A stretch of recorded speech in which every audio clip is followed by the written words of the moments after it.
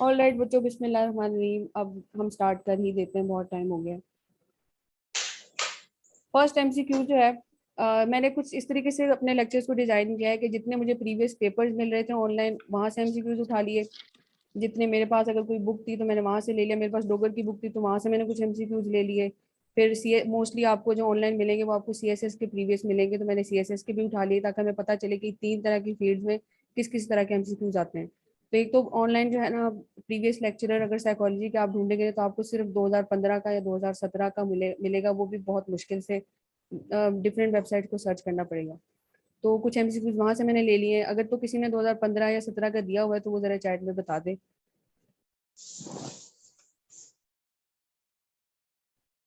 फिर उसका भी रिकॉल हो जाएगा कि उसने उस टाइम पे क्या गलती की थी। फर्स्ट एमसीक्यूज है, विच of the following is law of learning. Learning के लॉज पता है?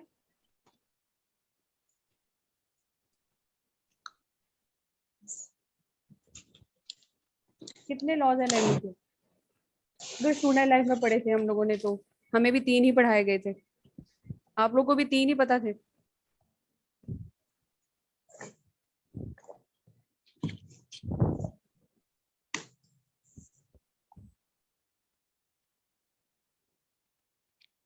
ठीक है, ट्रायल एंड एरर। और इस एमसीक्यूज का जवाब क्या है वो जरा सब बता दे, ऑप्शन लिख दें, मुझे आइडिया हो जाएगा कितने लोगों को सही ऑप्शन पता है।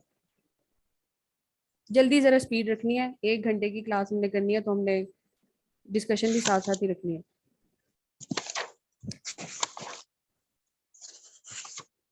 फर्स्ट वाला वैसे भी आसान है, मैं ही बोल देती हूँ क्योंकि टाइम वेस्ट ना हो। हमें जो पता थे वो यही तीन थे। इसका राइट आंसर जो है ना वो डी है। These are all the laws of learning. जैसे लॉ ऑफ रेडीनेस हमने पढ़ा हुआ था, law of exercise and law of effect.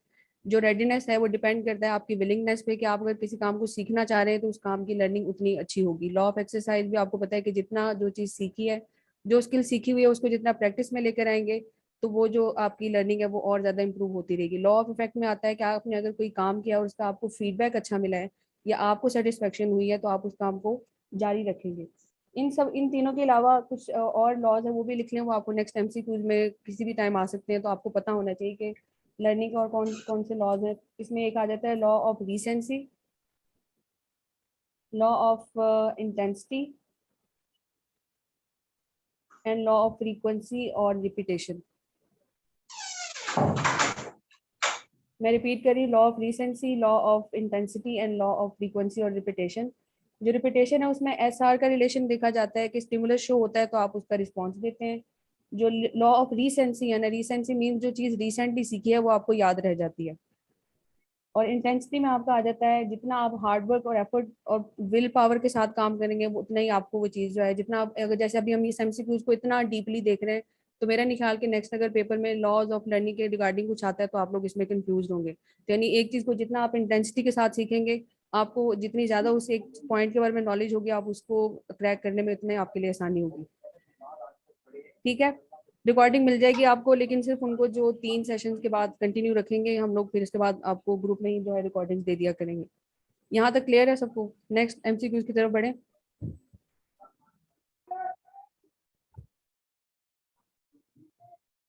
Screen क्यों नहीं शो हो रही अक्सा आपको? लेकिन मेरी तरफ शो नहीं हो रही। बाकी सबको शो हो रही है? चले आज हम देख लेते हैं क्या क्या इशू साथ साथ क्लास में आ रहे हैं, तो हम हो हो सकता है रही। फिर मीडियम जो है ना चेंज कर दें अपना क्लास का, हो सकता है गूगल पे आ जाए, उसमें इतने ज्यादा इश्यूज नहीं आएंगे। बट गूगल में ये मसला है, रिकॉर्ड नहीं हो रही क्लास वहाँ पे। तो अगर किसी को उसका पता है कि उसका क्या तरीका कार है तो वो बहुत अच्छा हो जाएगा, फिर हम लोग उस तरफ चले जाएंगे। लेकिन आज के लिए अभी फिलहाल ऐसे ही गुजारा कर लें। हाँ जी, ये एक दो दफा शो हुई है, फिर दरम्यान में फिर डिसअपीयर हो जाती है। चले फिर आप मेरी आवाज पे फोकस कर ले, मैं साथ साथ पढ़ रही हूँ ना उसको। आज के दिन फिर उस तरह गुजारा कर लेते हैं। नहीं, ठीक है। नेक्स्ट एमसीक्यूज का जवाब किसको आता है, जरा पहले से आप जवाब देना शुरू कर दें और मैं फिर उसके बाद आपको बताती हूँ कि कितनों के जवाब ठीक हैं। अच्छा, इसमें आपने इस चीज पे नहीं कंफ्यूज होना कि हाय मेरा गलत होगा तो सब क्या सोचेंगे, इसको आता ही नहीं है। हम में से किसी को भी कुछ नहीं आता, मुझे भी आप लोग का लेक्चर डेली प्रिपेयर करना पड़ेगा। मुझे भी खुद बहुत सारी चीजें अब पता चली हैं, तो जो जो मुझे पता चल रहा है वो मैं साथ साथ शेयर कर रही हूँ। तो आपने ये चीज नहीं करनी, जो जैसी समझ आ रही है उसको वैसे ही आप उसका रिस्पॉन्स देते जाए। प्याजे की थ्योरी याद है किसी को?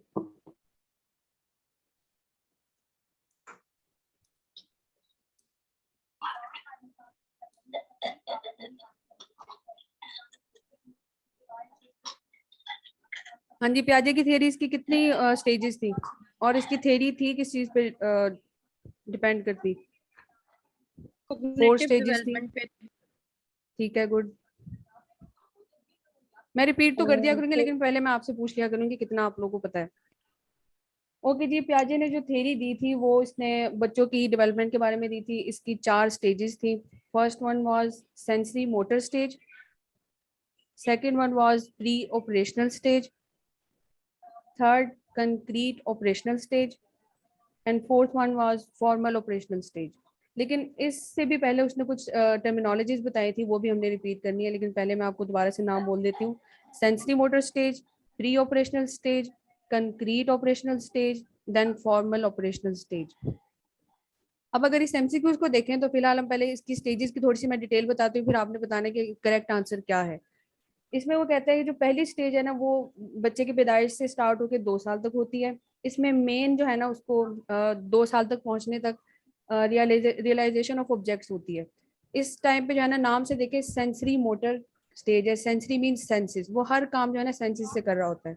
वो देख भी, 5 सेंसेस जो है ना उसके लिए बहुत इंपॉर्टेंट होती है। अगर वो किसी को चीज को देख पा रहा है तो वो ऑब्जेक्ट उसके लिए वहां पर है। जैसे ही वो चीज आप उसके सामने से हटा देंगे तो वो कहेगा कि वो चीज गायब हो गई है। यानी अभी उसको इतनी सेंस नहीं होती कि अगर आपके सामने से ऑब्जेक्ट, मदर अगर सामने मुझे नजर नहीं आ रही, कमरे में है लेकिन मेरे पीछे है, तो उसके लिए यही समझेगा कि माँ वहां पे है ही नहीं। यानी ऑब्जेक्ट परमानेंस जो है ना, वो उसके लिए बड़ी जरूरी है कि जो चीज मेरे सामने है, जिसे मैं देख सकता हूँ, महसूस कर सकता हूँ, टच कर सकता हूँ, वही चीज जो है ना वो मेरे लिए इंपॉर्टेंट है। सेंसेस उसके लिए प्राइमरी या कह लें वाइटल एक पोर्शन होता है, जिसको तो वो दुनिया को जो है वो जज कर रहा होता है। ये इसकी पहली स्टेज की हम बात कर रहे हैं। यानी senses are the main focus of their brain, और इसके अलावा वो अपने ब्रेन से ही हर चीज को देखना, स्मेल और सुनना करना चाह रहे होते हैं। और ये स्टेज ज्यादातर ईगो सेंट्रिक होती है इनकी, अपने आप को एक्सप्लोर कर रहे होते हैं कि हमारी सुनी जाए। भूख लगी है तो पहले मेरी नीड माँ को पूरी करे, वो कोई और काम बाद में करें। ये पहली स्टेज होगी। नाम से देखना, आपने देखा करना है कि जब सेंसरी का वर्ड आए तो समझ आए कि सेंसेस की बात हो रही है। मोटर का वर्ड आए तो समझ आए कि आपकी मूवमेंट की बात हो रही है। तो यानी सेंसेस से वो फील करेगा, उसके बाद वो मूवमेंट की तरफ आता है। 2 साल तक बच्चा अच्छा खासा चलना या क्रॉलिंग के बाद, चलो एटलीस्ट क्रॉलिंग तक पहुंच चुका होता है। ठीक है। इसमें 2 चीजें आपने रखनी है कि एक तो सेंसेस इसका मेन फोकस होता है, दूसरा रियलाइजेशन ऑफ ऑब्जेक्ट उसको होती है, और ईगो सेंट्रिक होता है बच्चा इस टाइम पे। जो दूसरी स्टेज है प्री ऑपरेशनल, प्री का मतलब हमेशा आपको पता है कि पहले, ऑपरेशन से पहले वो चीजों के बारे में सोचना शुरू करता है कि अच्छा मुझे दुनिया का पता चल रहा है। तो इसमें जो है 2 से 7 साल तक ये स्टेज होती है। इसमें वो सिंबॉलिक फंक्शन और इंट्यूटिव थॉट्स की तरफ आता है। यानी इनिशिएटिव लेना शुरू करता है कि अच्छा, अगर नई नई चीजों को एक्सप्लोर करने की कोशिश करता है। और फिर एट द एज ऑफ 4 उसको क्यूरियोसिटी उसकी जो है वो इंक्रीज होना शुरू होती है, वो सवाल करना स्टार्ट कर देता है। यानी इसको हम कह सकते हैं जो 2 से 7 साल और फिर उसके बाद 4 साल की जो एज है उसकी इंट्यूटिव एज होती है। और उनका ये ख्याल होता है बच्चों का इस टाइम पे कि जैसा हम सोचते हैं ना, सब वैसा सोचते हैं, मुझे दुनिया जैसी दिख रही है सबको वैसी ही दिख रही होगी।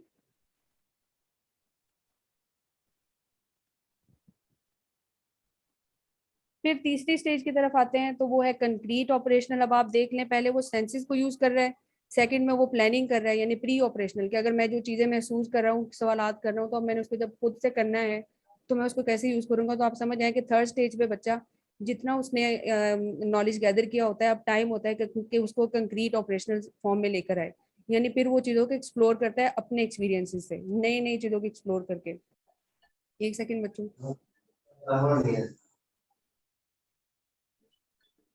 नहीं तो ये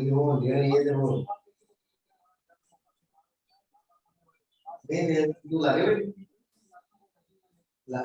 लागे बैठी। और ये कंक्रीट ऑपरेशनल स्टेज वो होती है जिसमें वो ही और she start sorting objects in certain order. उसको ये पता होता है कि मेरी जो फीलिंग है ना वो यूनिक है। सब वैसा नहीं सोचते जैसे मैं सोचता हूँ, लेकिन बल्कि मेरी फीलिंग जो है वो दूसरे से यूनिक है। लोगों को चाहिए कि वो मेरे तरीके से दुनिया को देखें। यानी वो अपनी यूनिकनेस को कैश करवाना चाह रहा होता है। वो नई नई चीजों को एक्सप्लोर करके ना, आपने देखा होगा बच्चे आपस में डिस्कस कर रहे होते हैं, कल मैंने ये काम किया, कल मैंने वो काम किया। उनको बड़ा एक्साइटमेंट हो रही होती है, वो चीजें बताते हैं, वो अपने पेरेंट्स को बताते हैं कि आज मम्मा मैंने ये किया, आज मैंने वो किया। तो वो उन्हें उनको एक्साइटमेंट होती है, और इसी टाइम पे उनको जो है ना कंजर्वेशन का पता चलता है कि ऑब्जेक्ट की जो है ना, अगर आप एक प्लेट से पानी जो है वो ग्लास में डालते हैं तो पानी का जो हुजम है वो उतना ही रहता है, वो कम या ज्यादा नहीं हो जाता। या फिर आप यूं कह लें कि अगर एक छोटे ग्लास में पानी है और आप बड़े ग्लास में डालते हैं तो आपकी छोटी बहन जो है ना, वो बड़े ग्लास वाले पानी लेगी जो थोड़ा सा नैरो है, क्योंकि उसमें उसको पानी ज्यादा लग रहा है। तो बच्चा इस एज में जो है ना कंजर्वेशन का जो है कॉन्सेप्ट भी समझ लेता है। और जो फोर्थ स्टेज है ना, फॉर्मल ऑपरेशनल स्टेज, ये वो स्टेज है जिसमें बच्चा जो है एक तो डिडक्टिव रीजनिंग की तरफ आ जाता है। डिडक्टिव रीजनिंग समझने के उसको रैशनल वे में चीजों को समझना शुरू कर देता है, वो लॉजिक्स मांगना शुरू कर देता है, खुद से एक्सपीरियंस करके दो चीजों के कंपैरिजन करके उसके बारे में वो चीजों को जानने की कोशिश करता है। ही स्टार्ट थिंकिंग रैशनली, और इसकी एज है जी, एज रेंज 12 से ऑनवर्ड, जितनी भी उसकी टीन एज या 18 साल 20 साल, जो जो आगे बढ़ता जा रहा है, ये उसकी सारी स्टेज है। तो अब बताएं, अब हमारे पास सेकंड एमसीक्यू का आंसर क्या है। Children begin to understand and use abstractions during which of the Piaget stages of cognitive development? अभी मैं आज बहुत आहिस्ता पढ़ा रही हूँ और बहुत डिटेल से, क्योंकि स्टार्ट की क्लासेज हैं तो मैं इसलिए डीपली पढ़ा रही हूँ। आगे यही एमसीक्यूज दोबारा रिवाइज होंगे, उसमें आपसे वो किसी और ऑपरेशन किसी और स्टेज का पूछेंगे, तो आपको ये फिंगर टिप्स पे होनी चाहिए स्टेजेस। इसमें से कुछ चीजें अगर रह जाएं तो आपने सिर्फ ये क्या करना है, मैं इसलिए थोड़े थोड़े एमसीक्यूज करवा रही हूँ कि कुछ चीजों को आपने सर्च करना है। जैसे आज के 30 एमसीक्यूज में जो जो चीजें हम लोग पढ़ेंगे उसको जरा आपने टाइम निकाल के खुद से भी एक्सप्लोर करना है कि और क्या क्या मुझे इन टॉपिक्स के बारे में पता चल सकता है। एक कॉपी रेडी कर लेंगे ना, तो सिर्फ पेपर से एक दिन पहले अगर आप अपनी उस कॉपी को पढ़ लेंगे ना, तो वही मोर देन इनफ होगा आपके लिए उस पेपर को करने में इंशाल्लाह, और बहुत अच्छा आप करके आएंगे। अब बता दें जी क्या आंसर है। वेरी गुड, इसका सी है, फर्स्ट वाले का डी था। अब हम आते हैं थर्ड ऑप्शन की तरफ। Which of the following statements characterizes the cognitive structuralist orientation in developmental psychology? अब वही आपसे पूछ रहे हैं कि developmental psychology में cognitive and structuralist orientation के जुमरे में कौन सी हमारे पास ये हेडिंग आती है। आप देखें, इसको पढ़ें और मुझे बताएं। माइक ऑफ कर दे भाई।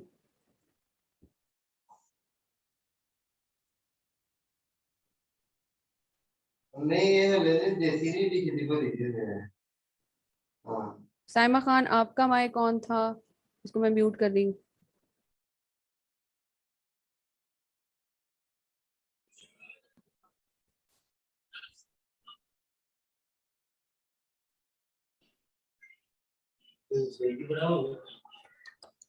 हाँ जी, इसमें इसका आंसर है जी, पहली तो नहीं हो सकती इसका इसका answer, the child is a blank state. ये तो किसी का एक मुकाला है या किसी की एक हाइपोथेसिस है जो उसने दी है। दूसरी, sexual drives play an important role in the early development, वो भी इससे नहीं मिलता जुलता कि वो डेवलपमेंटल साइकोलॉजी में हमसे कॉग्निटिव स्ट्रक्चरलिस्ट ओरिएंटेशन का पूछ रहे हैं। कॉग्निशन में हमारी थिंकिंग आती है, स्ट्रक्चरलिज्म में आता है कि हम लोग कैसे किसी चीज की फॉर्मेशन को देखते हैं। Third one is child is a passive receptor of stimuli. जब भी स्टिमुलाई का लफ्ज आए या रिस्पॉन्स का आए तो आपने समझ जाना है कि यहाँ पे बिहेवियरिज्म की बात हो रही है, फिर आपने कहीं और नहीं जाना। स्टिमुलस एस आर का जिक्र आ गया तो समझ आइए बिहेवियरिस्ट की बात हो रही है। सेक्सुअल ड्राइव्स की या अनकॉन्शियस की कॉन्शियस की बात है तो समझ आए साइको एनालिसिस वालों की बात हो रही है।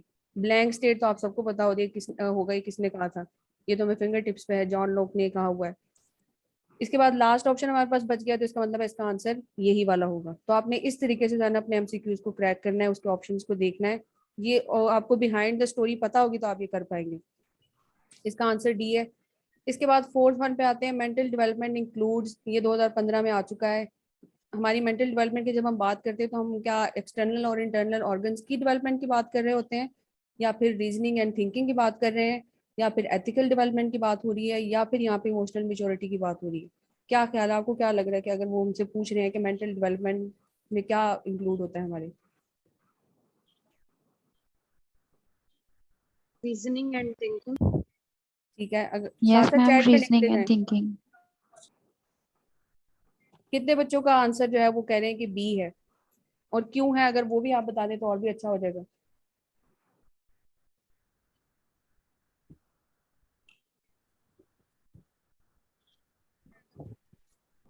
जरा जल्दी जल्दी, क्योंकि एक्सटर्नल और इंटरनल ऑर्गन्स तो हमारी फिजिकल उसमें ग्रोथ की बात हो रही है ना, एथिकल कि हम को हम मेंटल के साथ, तो ये तो एक और ही फील आ जाती है। इमोशनल मेच्योरिटी में हम लोग कैथारसिस के जरिए भी कर रहे होते हैं। इमोशनल मेच्योरिटी होती है कि इमोशन को हम कब कहाँ कैसे एक्सप्रेस कर सकते हैं, हैप्पीनेस का इमोशन कहाँ एक्सप्रेस करना है, तो वो भी बात की बात आती है। तो यहाँ पे right answer reasoning and thinking का ये कि मेंटल डेवलपमेंट असल में हमारी रीजनिंग और थिंकिंग, अभी प्याजे की थ्योरी में पढ़ा है ना कि बच्चा कैसे रीजनिंग को सीख रहा होता है स्टेप बाय स्टेप। तो इसका आंसर बी है। फिर फिफ्थ पे आते हैं जी, a child is creating new schemas to account for new information. पियाजे calls this process simulation, accommodation, operation और फंक्शनल ऑटोनॉमी। सिमुलेशन क्या होता है ये पता है? ये भी पियाजे ने कुछ टर्म्स दी थी अपनी इस थ्योरी से पहले।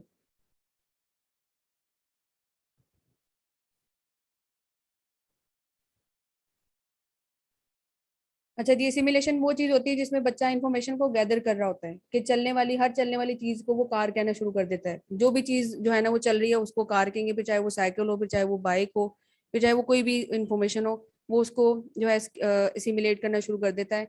जो अकोमोडेशन है उसमें बच्चा अकोमोडेट करना शुरू कर देता है कि पहले तो उसने हर चीज को, चलने वाली चीज को कार कहना शुरू कर दिया, लेकिन जब उसको पेरेंट ने कहा कि देखो कार के 4 पहिए होते हैं, बाइसिकल या साइकिल के सिर्फ 2 पहिए होते हैं, ठीक है, कार जो है पेट्रोल से चलती है और साइकिल जो है वो आपने खुद उसको चलाना होता है। तो उन दोनों को डिफरेंसेस के बाद वो उसको अकोमोडेट करना शुरू कर देता है, यानी उसको इन्फॉर्मेशन तो होती है लेकिन अब उसको कैटेगराइज करना आ गया, अकोमोडेट करना आ गया है। ऑपरेशन में मीन जब तक वो उसको फंक्शनली ऑपरेट नहीं करेगा तो उसमें वो चीज आ जाती है। फंक्शनल ऑटोनॉमी जिसमें वो खुद से किसी चीज का इनिशिएटिव ले रहा होता है। तो अब इसके बाद बताएं कि इसका सही आंसर क्या होगा। A child is creating new schemas to account for new information. पियाजे कॉल्स दिस प्रोसेस।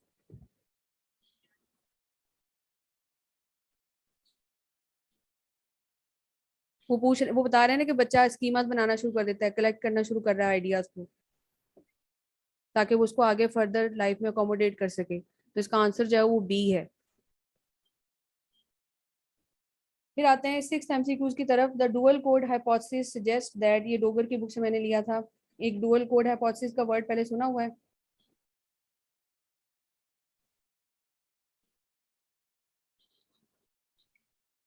चैट में या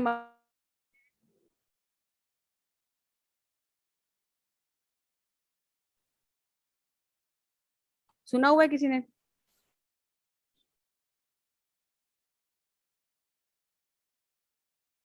अच्छा, पहले इसके हम ऑप्शंस देख लेते हैं। वो पूछ रहे हैं कि डुअल कोड हाइपोथेसिस सजेस्ट करता है कि abstract information is encoded visually and verbally, कि जो एब्स्ट्रैक्ट इन्फॉर्मेशन जो है ना वो हमेशा इनकोड हो सकती है विजुअली और verbally.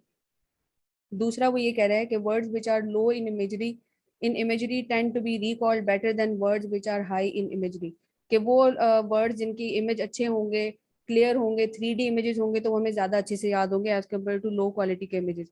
Concrete information tends to be recalled better than abstract information, के जो रिसेंटली या जिसकी आपने वो इन्फॉर्मेशन जिसकी आपने फिजिकल अपीयरेंस देखी हो, उन चीज़ों के बारे में जो इन्फो होती है वो आपको ज़्यादा अच्छे से याद होती है एज कम्पेयर टू जो आपको वर्बली जस्ट फिलोसफिकल वे में बता दी जाती है। फोर्थ में वो कह रहा है features list for a category contain both required and typical features of instance in that category, कि वो जो आपको जो भी चीज़ आपसे कही जा रही है अगर आपको उसके साथ उसकी टिपिकल फीचर्स दिखा दिए जाएं तो आपके लिए उसको रिकॉल करना और उसको रीटेन करना बड़ा आसान हो जाता है। तो इसमें क्या ऑप्शन लग रहा है? अच्छा, डुअल कोड हाइपोथेसिस का मैं आपको बता दूं, ये एक फिनोमेना किसी ने इंट्रोड्यूस करवाया था, उस आदमी का नाम भी मैं आपको बता देती हूँ। चले अभी वो मुझे मिल नहीं रहा है, लेकिन अभी वो इसमें इसमें ये कहा था कि जब आप किसी चीज को याद कर रहे होते हैं ना तो साथ अगर आप उसको इमेज भी देख लेना उसका तो आपको वो चीज ज्यादा अच्छे से याद हो जाती है। तो उसको हम इसको डुअल कोड कहेंगे, जिसमें हम लोग वर्बल एंड नॉन वर्बल की जो है ना एसोसिएशन करके चीजों को सीखते हैं तो हमें वो इन्फॉर्मेशन ज्यादा याद रह जाती है। तो अब इसके बाद आप देखें तो क्या आपको ऑप्शन लग रहा है इसका आंसर? ए। मैम ए लग रहा है। Abstract information is encoded visually and verbally. Yes ma'am. ठीक है। और ये कॉन्सेप्ट दिया था एलन पेवियो ने 17 में, और दिस थ्योरी जो है कि थ्योरी क्लेम करती है maximising the learning by connecting the concepts.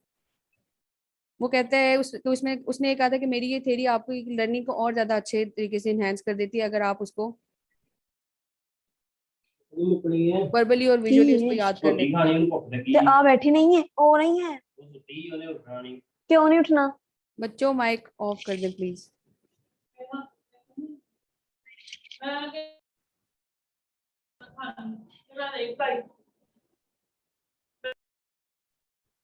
अच्छा जी, कितने बच्चों को लग रहा है कि इसका आंसर ए है और कितने बच्चों को लग रहा है कि नहीं है, इसका आंसर ए नहीं है? मैम मुझे सी लग रहा आपका नाम क्या है भाई? है।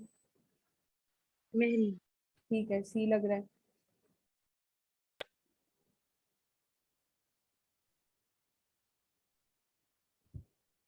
ठीक है, इसका करेक्ट मैम, आंसर आपने जो है ना वो दो एक्चुअली सी है। इसमें वो बता रहे हैं ना कि concrete information tend to be recalled better than abstract information.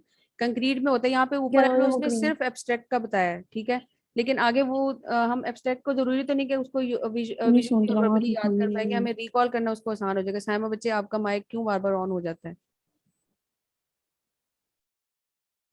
अच्छा जी, इसका राइट ऑप्शन जो है वो सी है कि कंक्रीट इन्फॉर्मेशन जो होती है ना, उसको हमें जब तक हम किसी चीज के फिजिकल एग्जिस्टेंस को देख लेते हैं उसको रिकॉल करना हमारे लिए बड़ा आसान होता है। आप जब तक कोई आप आज के बाद ना एक कोशिश करना कि जब भी आप कोई नई चीज सीख रहे हो ना, नया टॉपिक आपको क्लास में पढ़ाया जा रहा हो, तो आप उससे रिलेटेड यूट्यूब पे कोई वीडियो देख लेना। वो आपके लिए और ज्यादा आसान हो जाता है। अपने नोट्स को जब आप वीडियो देखने के बाद दोबारा नोट्स की तरफ आते हैं तो वो चीज़ आपके लिए रिकॉल करना और उसको रिटेन करना बड़ा आसान हो जाता है। तो आपने ये तरीका अपना के देखना है, फिर मुझे बताना कि ये काम कर रहा है कि नहीं। ऑप्शन नंबर 7 है जी, three which of the following methods desirable channels are provided for the release of emotional energy. अब इसमें हम लोग इनहिबिशन, सब्लिमेशन, कैथारसिस और डिप्रेशन है हमारे पास। इनहिबिशन क्या होता है?